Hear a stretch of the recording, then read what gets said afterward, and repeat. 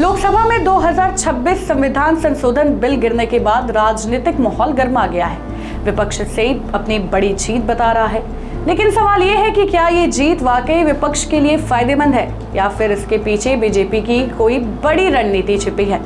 नमस्कार, मैं अन्य श्रेय देख रहे हैं आप। मैं हूं श्रुति चौबे आपके साथ। इस पूरे मामले में सबसे बड़ा मुद्दा महिला आरक्षण और परिसीमन से जुड़ा हुआ है। 2023 में पास हुए महिला आरक्षण कानून के तहत तय किया गया था कि 2026 के बाद होने वाली जनगणना और फिर परिसीमन के बाद ही 33% आरक्षण लागू होगा। सरकार चाहती थी कि संशोधन कर इन शर्तों को बदला जाए ताकि प्रक्रिया तेज हो सके और 2029 तक महिलाओं को प्रतिनिधित्व मिल सके, लेकिन विपक्ष ने इसका विरोध किया और बिल गिर गया। अब इसका सीधा मतलब यह है कि पुरानी प्रक्रिया ही लागू रहेगी। पहले जनगणना होगी, फिर परिसीमन और इसके बाद ही महिला आरक्षण लागू हो पाएगा। इस पूरी प्रक्रिया में सालों का समय लग सकता है, यानी महिलाओं को संसद में आरक्षण मिलने में और देरी हो सकती है। अब बात आती है सबसे अहम मुद्दे की, लोकसभा सीटों के पुनर्गठन की। 1971 की जनसंख्या के आधार पर लोकसभा सीटें अभी 543 पर ही स्थिर है।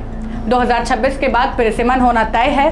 सरकार चाहती थी कि सीटों की संख्या बढ़ाकर लगभग 800 से ज्यादा की जाए ताकि उत्तर और दक्षिण भारत के बीच संतुलन बना रहे, लेकिन इसके लिए 2/3 बहुमत की जरूरत थी, जो नहीं मिल पाया। अब स्थिति यह है कि सीटें 543 पर ही बनी रहेंगी, लेकिन परिसीमन के बाद उनका बंटवारा नए जनसंख्या आंकड़ों के आधार पर होगा। इसका सीधा असर यह होगा कि जहां उत्तर भारत की आबादी तेजी से बढ़ी है, वहां सीटें बढ़ सकती हैं, जबकि दक्षिण भारत के कुछ राज्यों में सीटों की हिस्सेदारी कम हो सकती है। यहीं से राजनीतिक समीकरण बदलने की चर्चा शुरू हो गई है। कुछ विशेषज्ञों का मानना है कि बीजेपी ने एक ऐसा दांव खेला जिसमें बिल का गिरना भी उसके लिए रणनीतिक रूप से फायदेमंद हो सकता है। इससे एक तरफ विपक्ष पर आरोप लगाने का मौका मिलता है और दूसरी तरफ भविष्य के परिसीमन में राजनीतिक लाभ की स्थिति बन सकती है।